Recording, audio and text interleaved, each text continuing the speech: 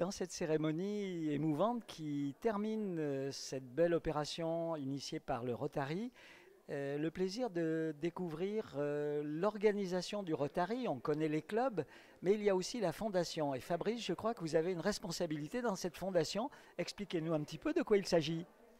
Alors, il s'agit en fait de répartir des subventions que la Fondation Rotary est prête à apporter au club lorsque ceux-ci montent une action. Et bien évidemment, monter une action, c'est quelque chose d'intense, de compliqué, mais qui doit répondre à un certain nombre de critères qu'on appelle les axes stratégiques de la Fondation. Alors, ils sont 6.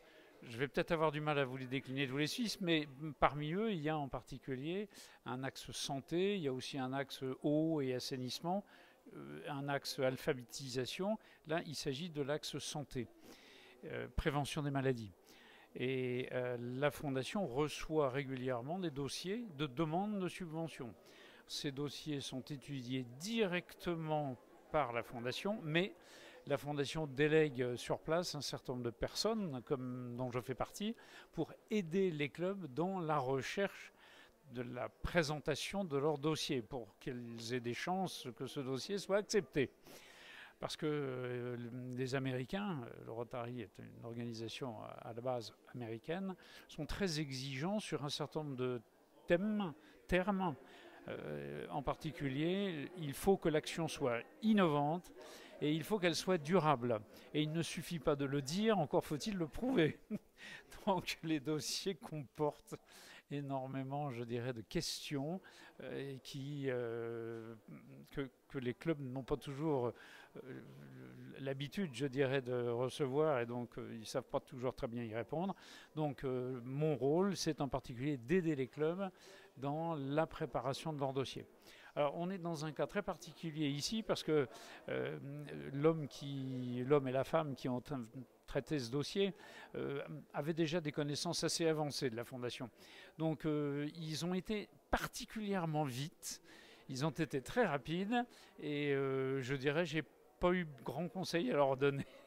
Je n'ai fait finalement que valider ce qu'ils avaient préparé.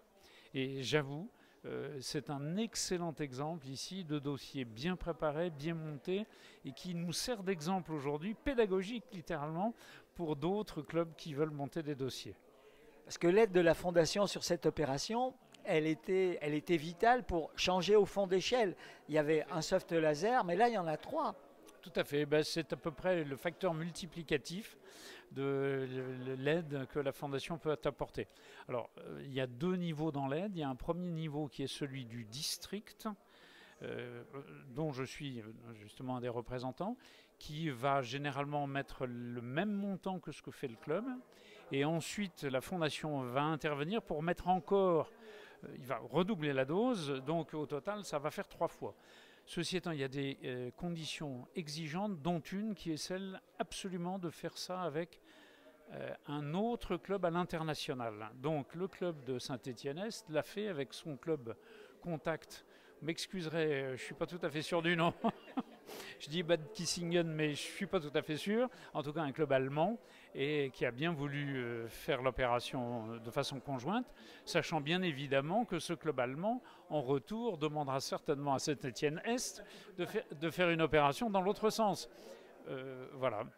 Au vu du succès de cette première action, je pense qu'ils le feront certainement.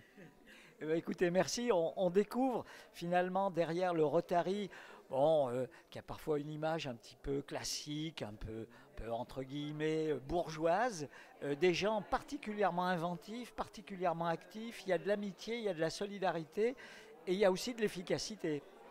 Bah écoutez, merci. J'entends. Cette opération le montre bien. C'est tout à fait comme ça, personnellement, que je le vis, et c'est tout à fait comme ça que je ressens les clubs qui s'engagent justement dans des actions aidées par la Fondation, mais même dans les actions quelquefois beaucoup plus courantes, hein, parce que finalement un club, c'est la réunion d'une trentaine de personnes qui ont choisi de servir d'abord ensemble. Voilà, excellente définition. Merci à Gérard derrière son téléphone pour l'enregistrement technique.